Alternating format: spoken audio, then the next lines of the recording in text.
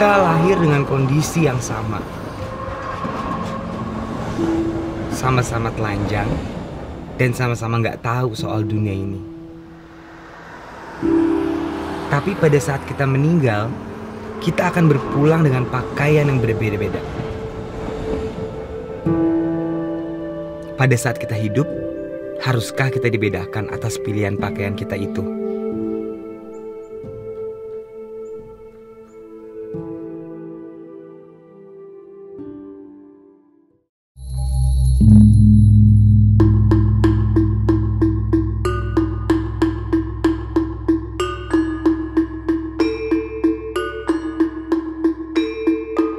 Nggak berasa ya, Journey of Religion udah nyelesain 5 episode di season 1 ini.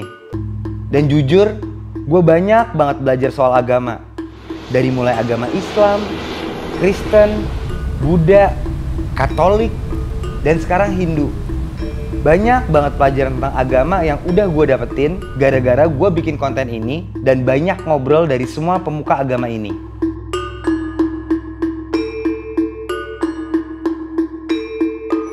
Dan sampai di titik ini, gue harap kalian yang udah nonton Journey of Religion, at least dengan kita mengenal ajaran lain, kita bisa lebih jauh saling menghargai dan hidup berdampingan dengan lebih baik.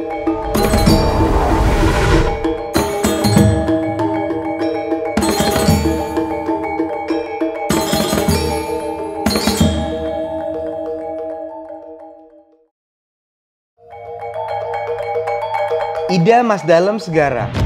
Beliau adalah sosok pemuka agama Hindu yang mungkin bisa dikatakan paling muda untuk menjadi seorang sulinggi.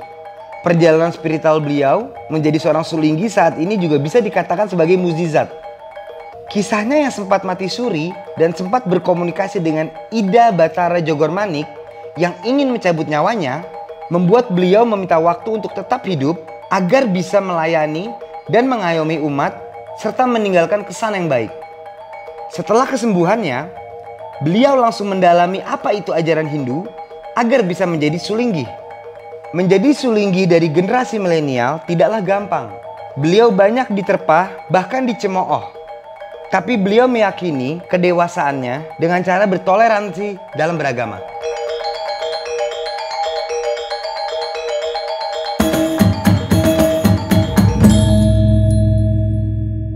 Hari ini mungkin menjadi episode terakhir dari Journey of Religion. Dan spesial banget gue lagi di Bali untuk ngobrol sama Ida Mas Dalem Segara. Karena gue ingin tahu apa itu sebenarnya ajaran agama Hindu. Karena hampir 90% masyarakat Bali memeluk agama Hindu.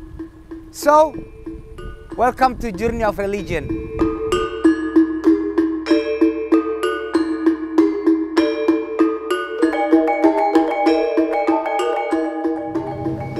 Om Swastiastu. Om Swastiastu, Awigana-mastu, Namo Sidam. Waduh, terima kasih loh waktunya. Ida berarti memanggilnya ya? Ida. Oke. Sebenarnya Om Swastiastu artinya apa sih? Ida?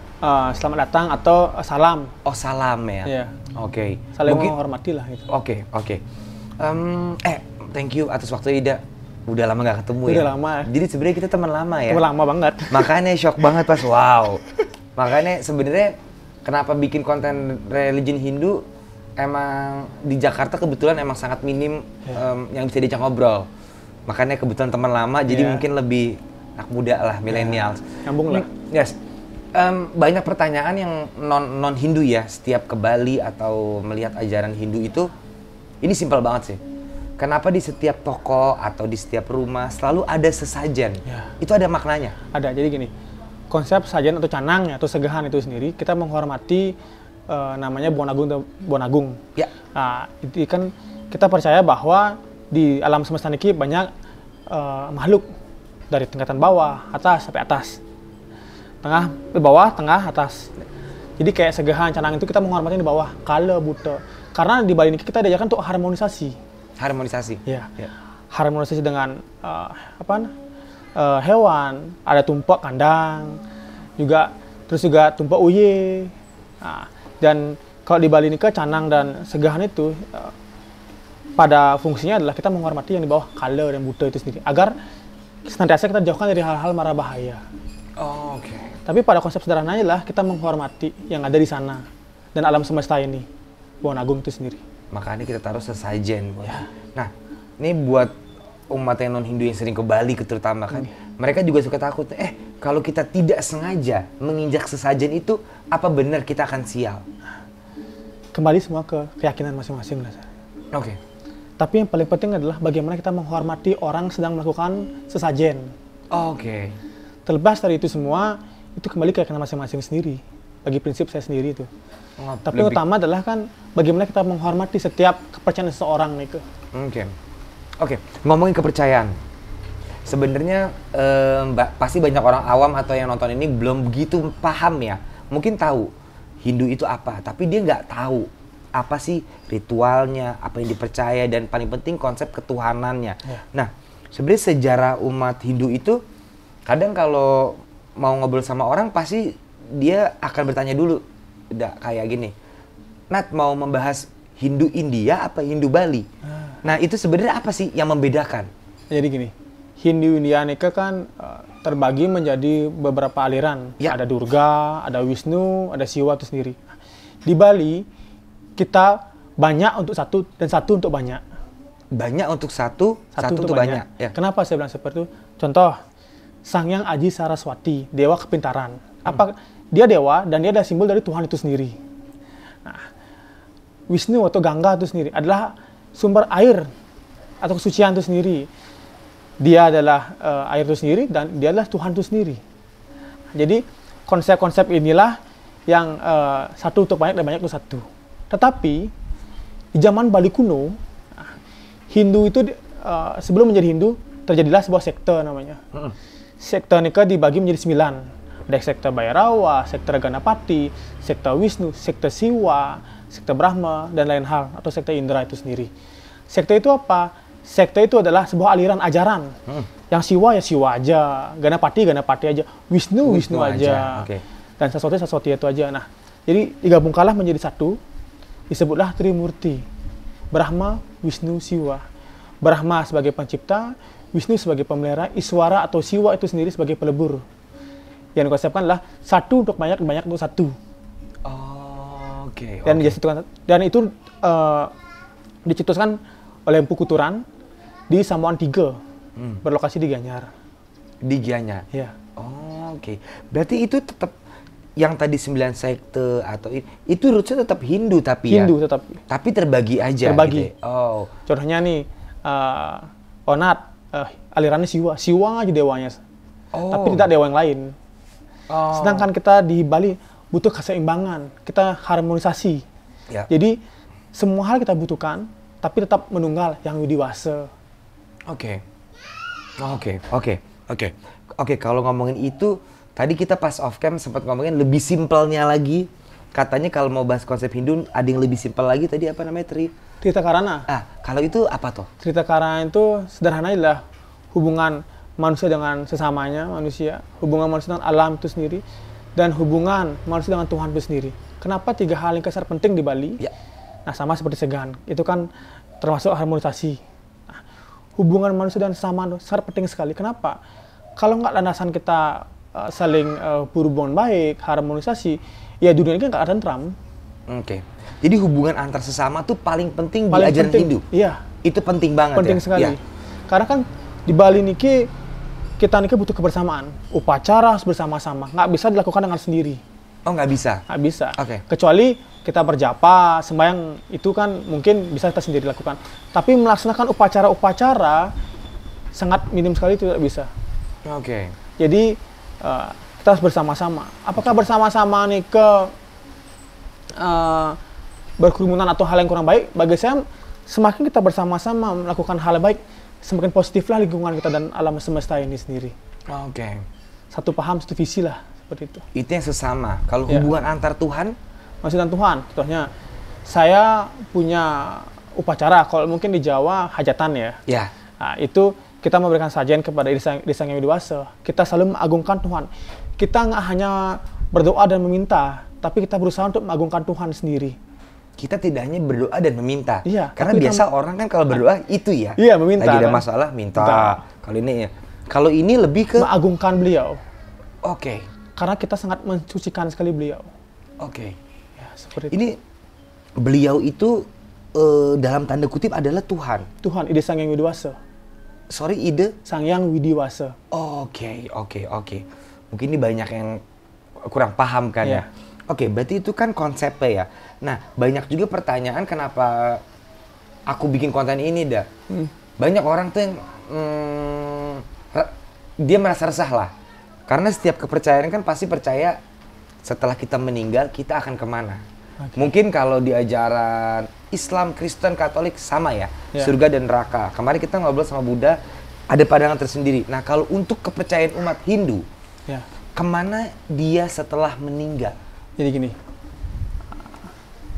jadi bicaranya tentang rulesnya apa pengalaman pribadi dulu ini? Rulesnya, okay. Rules yang diajarkan oleh Hindu, kemana Anda setelah meninggal? Oke, jadi gini, ketika seorang meninggal, pada dasarnya kita itu kan ada pilihan neraka dan surga. Tapi sebelum masuk itu kita ditanya oleh Sang Suratma dan Jogormanik. Jadi gini, ketika seorang meninggal, dia dijemput oleh Jogormanik. Dan ketika di alam sana, sebelum dia masuk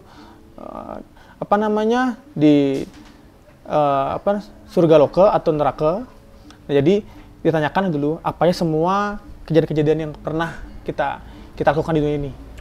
Ya. Jadi gini, saya mau cerita pribadi boleh? Boleh. Jadi gini, pengalaman saya pribadi. Ini dalam konsep mediksa ya, pengalaman sedikit mediksa. Nah, mati suri. Nah, Onat pernah nggak merasakan yang namanya itu kayak dejavu atau pernah kok tiba-tiba di suatu tempat kok kayak ada yang ngeliatin itu, pernah nggak sih? Belum pernah. Nah, ini seperti ini. Ketika di Bali, mungkin banyak orang seperti itu kan, kok tiba-tiba lagi apa kok ada yang ngeliatin. Nah, padahal itu adalah diri kita sendiri melihat itu.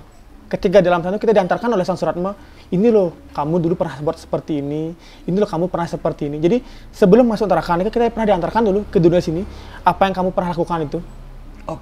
Tujuannya apa? Tujuannya agar kita menyadari semua kesalahan kita sendiri. Karena di Bali percaya asubha-subha karma atau karma pala itu sendiri. Yang artinya? Apa yang kita perbuat itu yang kita raih atau kita tanam. Oh, apa yang kita tanam itu yang kita tuai. Iya. Apa yang kita tuai? Apa yang kita tanam itu yang kita tuai. Oh, itu di Bali masih sangat mempercayai itu ya. Sangat percaya. Jadi basicnya kayak kalau Anda jahat, besok akan dijahatin orang. Iya. Kalau Anda baik, Jadi hukum itu kan selalu berjalan di Bali ini. Hukum itu ya. Apalagi sekarang kan zaman Kali Yuga. Kalau di Bali ini zaman Kali Yuga. Kali Yuga itu apa? Zaman kegelapan. Zaman di mana penyakit banyak. Terus di dalam konsep kehidupan ini banyaknya masalah, problem dan lain hal itu. Kemerosotan pikiran manusia. Jadi zaman Kali Yuga niki semua hujannya semakin besar dan karma pun akan cepat kita tuai. Oke.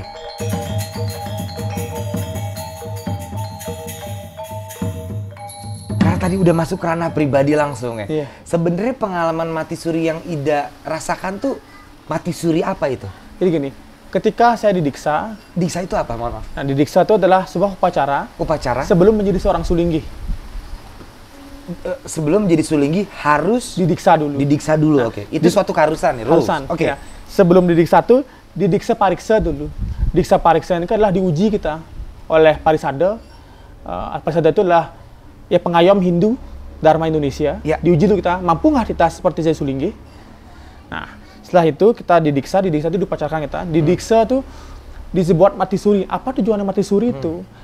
Agar kita terlahir kembali menjadi orang yang suci, menjadi orang yang mampu menjalankan dharma itu sendiri. Berarti syarat untuk menjadi Ida atau sulinggi itu ya nggak semua orang mampu ya sebenarnya. Sebenarnya ya. Iya dong ya. Nah, apa yang men-trigger Ida untuk memutuskan? Apalagi tadi juga Off kan bilang kebanyakan orang yang mau menjadi Ida atau sulinggi itu udah 40 tahun ke atas Nat gitu ya.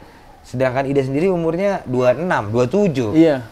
Berarti kan Ida itu kan ibaratnya mengemban tugas berat ya. Apa yang men-trigger kok akhirnya ini jalan gua? Satu hal jawabannya. Sebelum saya mati atau sebelum saya akhir dalam kehidupan ini, saya selalu punya cita-cita bagaimana cara berguna untuk orang lain. Bagaimana cara berguna untuk orang lain? Ya. Tapi di Bali itu yang utama adalah upacara. Ya. Jadi saya ingin ketika saya menjadi sulinggi, saya membantu orang-orang yang kurang mampu. Contohnya yang saya lakukan di sini menikah. Jadi menikah ya dia biaya semampunya saja. metatah, potong gigi itu seikhlas saja. Mau winter gratis. Dan banyak hal upacara-upacara yang saya usahakan untuk gratisan untuk umat-umat yang kurang mampu. Oh. Karena di Bali kan upacara paling utama, yatnya itu sendiri. Jadi setiap ada upacara pernikahan, potong gigi atau banyak ritual lain, Selama mereka tidak mampu, saya usahakan bantu. Dan tujuan saya untuk menyuling itu untuk membantu mereka karena di Bali niki biaya untuk upacara sangat besar sekali, Nat. besar ya? Sangat besar sekali. Iya. Maka dari itu karena itu juga ingin berbuat baik kepada orang-orang dengan bantu upacara-upacara. Tapi kita berbuat baik bukan hanya dengan upacara, tapi respect kepada sesama. Entah nikah antara beda agama, ras, suku, kita harus saling respect. Oh, itu yang paling penting Iya. ya. Oke, tapi kalau ngomongin kalau kita lompat sedikit soal pengkastaan dalam agama Hindu tuh ada apa aja sih sebenarnya? Oke. Karena kan terkenal tuh kalau yang non Hindu pasti tahu. Oh, masih menganut kasta, tapi kan kita taunya cuma kasta doang. Tapi kita nggak tahu runtutannya itu apa. Kasta itu kan dibagi di zaman dahulu kan dibagi tuh ada yang namanya dia sebagai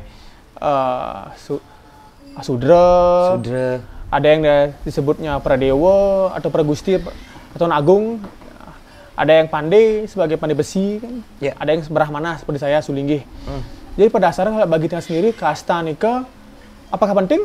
Penting. Tapi yang paling penting adalah akhlak kita sebagai manusia. Oke.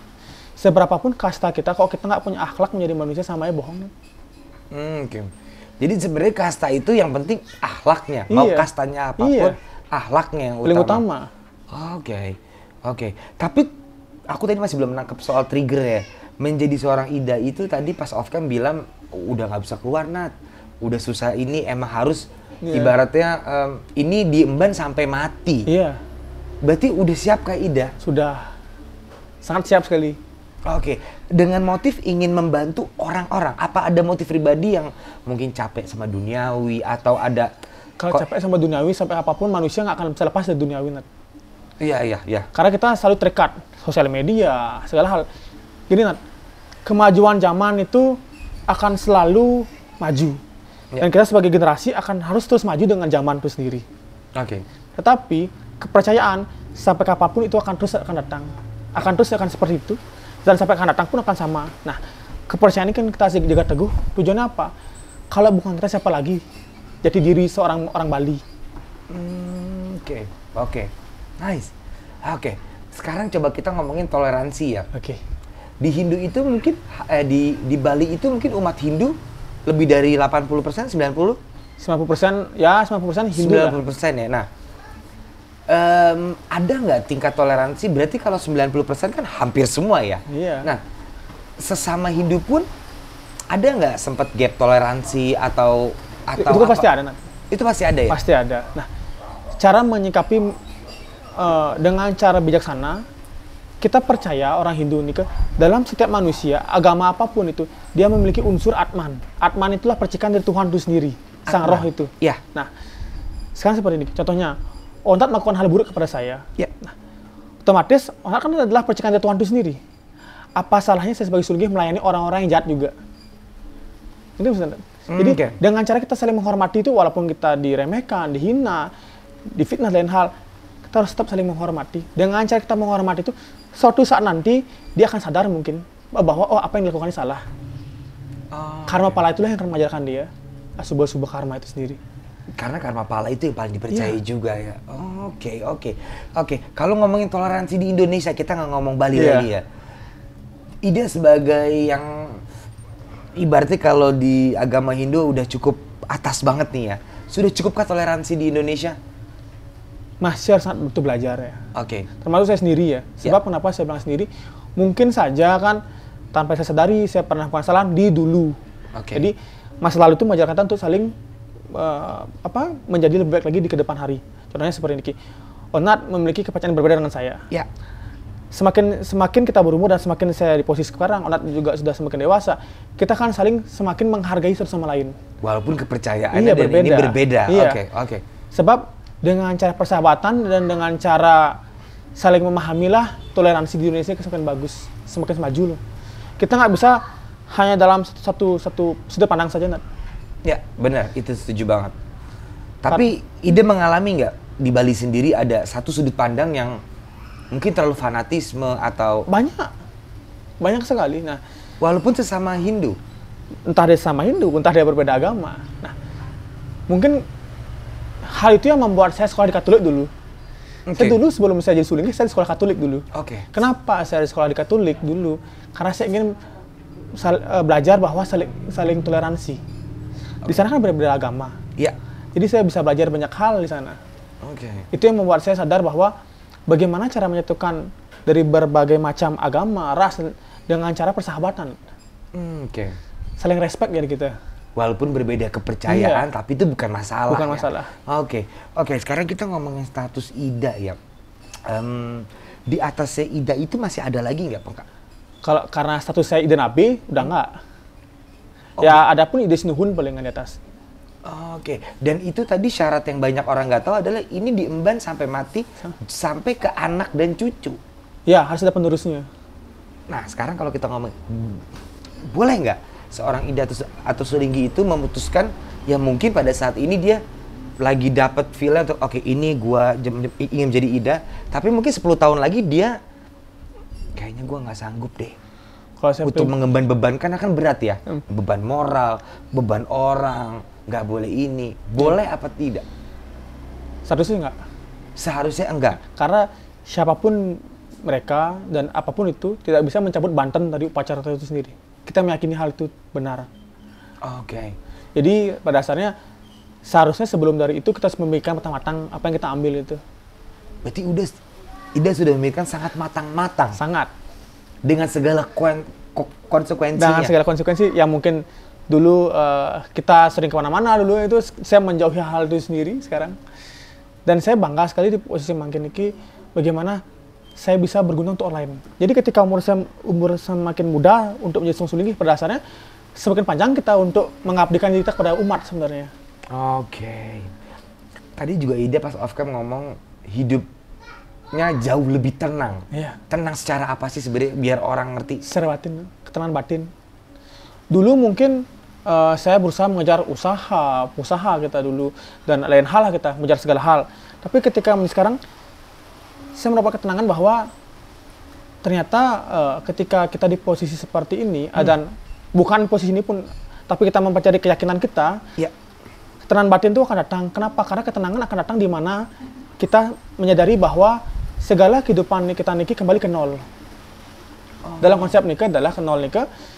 Bagaimana kita menjadi manusia berusaha menurunkan ego kita sendiri. Terkadang manusia tidak pernah puas atau lain hal atau ingin segala hal karena ego yang terlalu tinggi itu sampai membuat kehidupannya hancur. Tapi kita mencapai di titik nol, kita kembali ke titik nol maksud saya, kita dapat ketenangan batin. Rules-nya kita mulai dari awal. Nah, di Bali ada konsep namanya kan melukat. Melukat? Ya, melukat. Melukat itu pembersihan dengan air. Nah, sama seperti sekarang seperti kita punya buku tulis nih, buku tulis. Setiap kita lahir, setiap kita berbuat sesuatu dan dari lahir pun kan tertulis tuh. Tertulis ke dalam konsep nikah adalah kita melakukan segala hal. Entah kita nginjak semut kan membunuh juga itu. Kita berbuat buruk kepada orang, memfitnah orang kan juga buruk. Dengan cara melukatnya kita menghapus itu. Apakah menghapus itu dengan sekali menghapus kan tidak? Karena sulit nikah, melukat, kita sembahyang, kita berguna untuk orang lain. Makanya berbuatlah karma baik. Dan itu pun akan kita tuai dan anak keturunan kita semua akan menuai itu semua. Itu pembersihan ya? Iya, pembersihan diri. Oke. Berarti mungkin pertanyaan terakhir ya. Apa sih yang seorang Ida harapkan dari toleransi beragama atau keadaan Bali lagi pandemi? Apa sih yang Ida harapin menjadi seorang sulinggi? Mari kita bersama-sama walaupun berbeda agama, keyakinan, kita berdoa sama-sama, memunculkan doa kepada Tuhan Yang Maha Esa agar semua senantiasa masyarakat Indonesia niki agar semua sehat rahayu dan semua kembali seperti normal. Sebab sampai kapanpun Indonesia tetap Indonesia, kita bersama-sama menjalani ini semua. Walaupun berbeda agama, berbeda ras, kita harus saling respect dan saling peduli. Entah itu di Jawa, Kalimantan, Bali, NTB, Lombok, dan lain hal.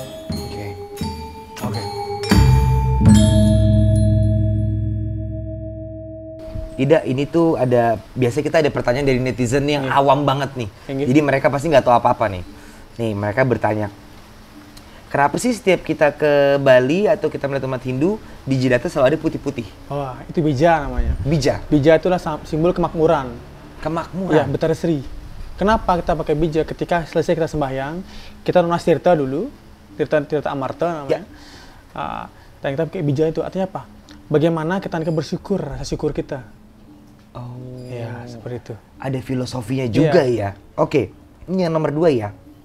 Emang benar ya kalau umat Hindu itu menyembah patung? Nah, pertanyaan ini bagus sekali. Jawaban sederhananya adalah di Bali ini semuanya melambangkan sifat-sifat atau simbol-simbol Tuhan itu sendiri. Ya. Dari ukir-ukiran dan dari patung-patung, mereka lah personifikasi dari Tuhan itu sendiri agar kita lebih gampang menggambarkan dalam diri kita sendiri. Itu dasarnya. Itu dasarnya. Iya. Jadi dengan cara menggambarkan sosok-sosok Tuhan itu sendiri atau manifestasinya, dengan lebih mudah kita meyakini keberadaan beliau.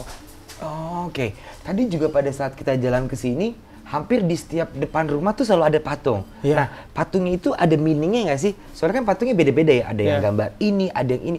Itu ada apa aja sih kalau boleh tahu? Ada konsep-konsepnya kan ada ya. Biasanya kalau di depan perumahan atau depan rumah itu dua pala, penjaga. Disimbolkan bahwa dalam sebuah tempat itu akan selalu dijaga oleh perencang. Perencangan itu adalah bawah-bawahan dari Tuhan itu sendiri atau penjaga-penjaganya gitu. Oh, itu konsepnya itu ya? Iya. Oke. Kalau ini?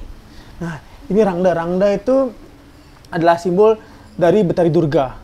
Ibu kita semua. Ibu Durga ini adalah, atau Parwati itu sendiri, istri dari Betara Siwa. Oh, ya. Okay. Jadi disimbolkan sebagai Durga. Kenapa macaling? Kenapa matanya melihat-lilik seperti itu atau terlihat seperti itu? Simbolnya adalah Tuhan selalu melihat apapun yang kita perbuat di dunia ini. Dan caling itu adalah Tuhan Maha Kuasa, sakti kuat. Oke. Apapun yang kita lakukan itu tidak ada artinya selain Tuhan itu sendiri. Oh, oke. Kalau kita ngomongin ini, itu akan banyak banget simbol ya? Iya. Simbol-simbol itu. Simbol itu tidak simbol itu berarti banyak sekali nih meaningnya. Iya, banyak kali. Kayak tadi aku ngeliat juga ada patung yang kayak singa atau apa ya? Oh, singa ya perencang lah itu. Atau penjaga-penjaga bahasa Indonesianya. Oh, oke. Berarti hampir semua simbol ini sebenarnya ada meaningnya ya? Ada. Tapi kalau kita bahas satu-satu mungkin nggak kelar-kelar ya. Ini aku bacain terakhir ya. Kenapa sih setiap aku ke Bali dan di hari raya Nyepi, itu semuanya harus mati dan gak boleh ada listrik? Itu adalah tapa berata penyepian, di mana kita menjadi manusia berusaha mengheningkan titik nol tersendiri. Kita belajar agar kelak besok menjadi lebih baik lagi, berusaha menahan amarah, ego, dan tanpa lampu gitu. Tujuannya agar kita benar-benar masuk dalam jiwa kita sendiri. Apa sih selama ini yang ada salah dalam diri kita sebelumnya? Dan tahun baru Saka itu adalah tahun baru bagaimana pemahaman kita di hari esok akan menjadi lebih baik lagi. Itu cara sederhananya lah ya. Sederhananya seperti itu ya. Makanya kenapa kita... Nah, kalau di hari raya Nyepi ini saya juga agak penasaran, itu kita benar-benar gak boleh nyalain apapun. Lampu, TV, nol. Iya. Hanya lilin. Nggak boleh. Oh, lilin pun nggak boleh? Lupa pun tidak boleh. Sembahyang pun tidak. Kita hanya meninggikan diri aja. Tapa berata. Oh, oke. Nah, itu Nyepi itu tuh bukan hanya di Hindu Bali kan, tapi itu memang ajaran Hindu kan? Hindu. Oh, jadi setiap hari raya Nyepi ya, kita merayakan tahun baru Saka. Tahun baru Saka. Yang tujuannya untuk introspeksi diri dalam diri kita sendiri agar kelak di tahun berikutnya akan menjadi lebih baik lagi. Sebenarnya itu lebih ke introspeksi diri ya. Oh. Jadi satu hari 24 jam gak boleh ada listrik. Oke. Sudah terjawab semua. Terima kasih Ida atas waktunya. Terima kasih banyak. Sukses semua.